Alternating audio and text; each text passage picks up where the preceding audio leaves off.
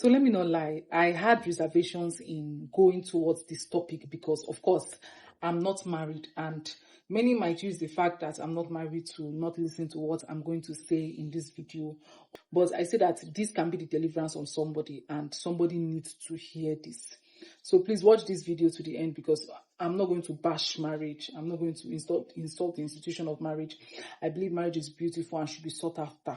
But this is just what I observed among Christian ladies. How the idea of marriage itself has distracted many ladies from their destiny and purpose. So I don't know if many of you have noticed, but there's this culture of, in the church, ladies being the ones to pray for marriage, ladies being the ones to ask God for a good husband and pray for a happy home. Of course, I'm not criticizing that, because at the end it will benefit the lady if her home is at peace.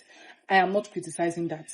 And also, I'm not here to say that men also should pray for marriage. See, it's for both parties, because at the ending, a happy home blesses both parties. But what I'm here to talk about is when a lady is being influenced to the point she prays only for marriage. And I will explain. For example, while I was on campus with my peers, I noticed that we're at this stage in our lives where we needed to hear from God about destiny and purpose. But when I came out of campus, I noticed that I did not know what to do with my life, because I had spent years on campus praying for a husband.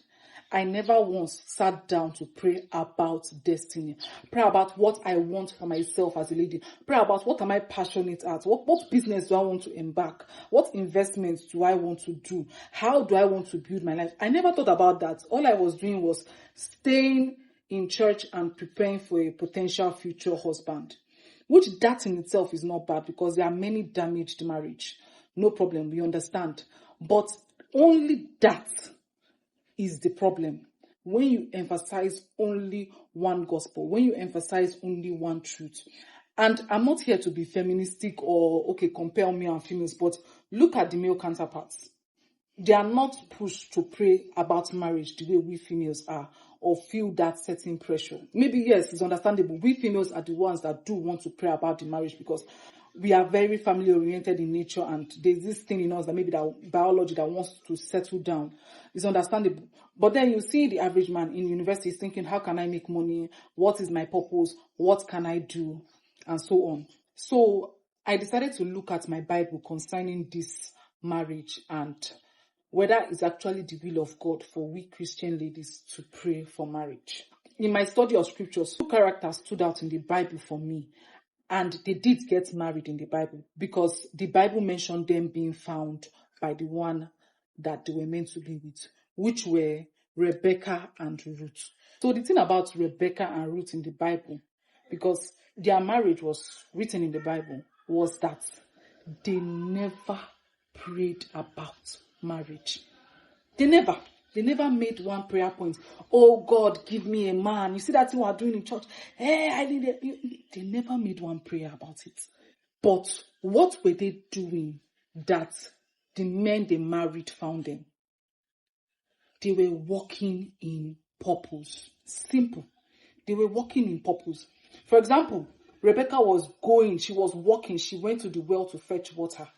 That was when Abraham's servant found her. As for Ruth, she was in the farm, she was farming. She was working so that her and her mother-in-law would be provided for. So I'm not saying that you should not pray about marriage. Yes, there are situations in this life that you should pray about marriage. For example, if you feel it's the will of God for you to pray about it, no problem.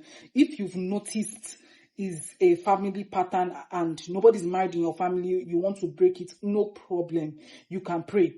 And of course, if you just want to have peace concerning the area of marriage, no problem. You can go ahead and pray about marriage.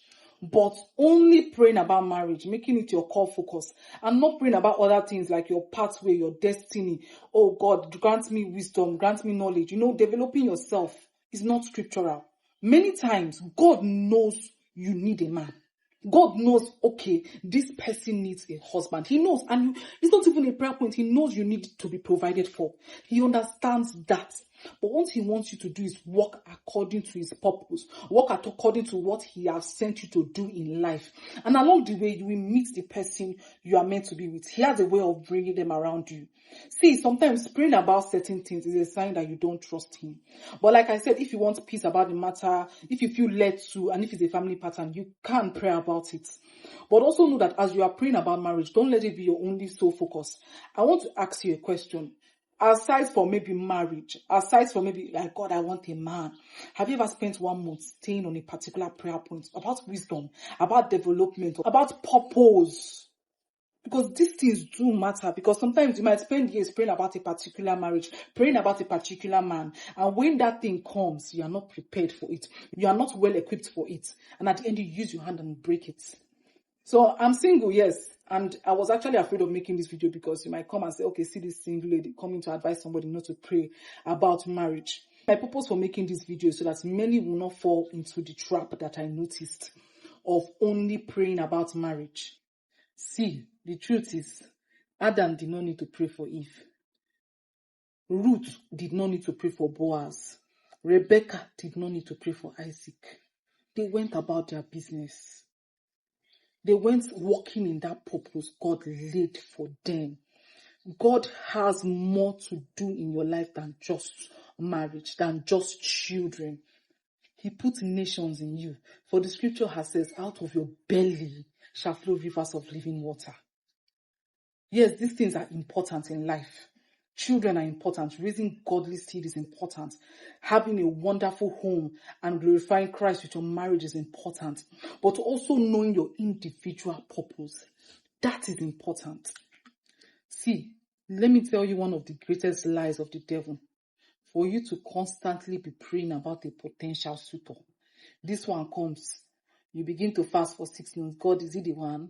Another one comes. You resume 6 months. God, is it the one? Time that you use and pray, oh God, what is my pathway in life? How can I scale this business? How can I grow in my purpose? That is the time you'll be using to pray for a human being that God is eventually going to provide for if you continue to walk in his will. So if you enjoyed this video, like and of course subscribe to my channel. I do release Christian content. I do release content on how to invest as a beginner because I too am learning, and I do release content on Nigeria in general because I'm a proud Nigerian. So have a nice day.